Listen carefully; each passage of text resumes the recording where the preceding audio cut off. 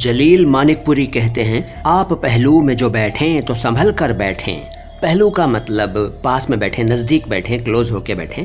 آپ پہلو میں جو بیٹھیں تو سنبھل کر بیٹھیں، دل بیتاب کو عادت ہے مچل جانے کی۔ دل بیتاب کا مطلب بیتاب دل، بہت سمپل ہے۔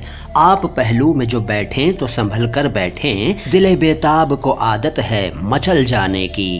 قتیل شفائی نے یہ شعر شاید اندھیری رات میں آنگن میں لیٹے ہوئے ستاروں کو نہارتے ہوئے کہا ہوگا کہ ہمیں بھی نیند آ جائے گی ہم بھی سو ہی جائیں گے، ہمیں بھی نیند آ جائے گی ہم بھی سو ہی جائیں گے، ابھی کچھ بے قراری ہے ستاروں تم تو سو جاؤ۔ کیفی اعظمی کہتے ہیں کہ بس ایک جھجک ہے یہی حال دل سنانے میں، کہ تیرا ذکر بھی آئے گا اس فسانے میں۔ حال دل کا مطلب دل کا حال اور فسانہ کا مطلب کہانی۔ بس ایک جھجک ہے یہی حال دل سنانے میں، کہ تیرا ذکر بھی آئے گا اس فسانے میں۔